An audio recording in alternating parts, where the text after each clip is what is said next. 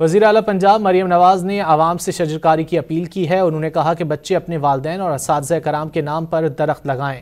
وزیر اعلیٰ پنجاب نے جنگلات کے عالمی دن پر پیغام میں کہا کہ حکومت ماحولیاتی آلودگی کے خاتمے اور آنے والی نسلوں کو صاف ستھرا ماحولیاتی نظام دینے کے لیے پرعزم ہے۔ جنگلات کا وجود ماحول، معیشت اور شہریوں کے لیے لائف لائن ہے۔ موسمیاتی تبدیلی کے اثرات سے نمٹنے کے لیے شجرکاری ناگزیر ہے۔ مریم نواز نے کہا کہ عالمی یوم جنگلات پر صوبے بھر میں 15 لاکھ پودے لگائے جائیں گے۔ موسم بہار شجرکاری مہم کے دوران مجموعی طور پر 1.5 کروڑ پودے لگانے کا ٹارگٹ دیا گیا ہے۔ پنجاب میں 161 سال سے قائم محکمہ جنگلات کو انفارمیشن ٹیکنالوجی سے لیس کیا جا رہا ہے۔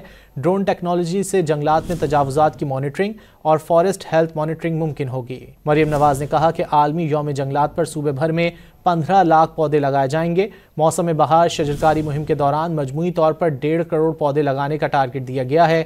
پنجاب میں 161 سال سے قائم محکمہ جنگلات کو انفارمیشن ٹیکنالوجی سے لیس کیا جا رہا ہے۔ ڈرون ٹیکنالوجی سے جنگلات میں تجاوزات کی مانیٹرنگ اور فارسٹ ہیلتھ مانیٹرنگ ممکن ہوگی۔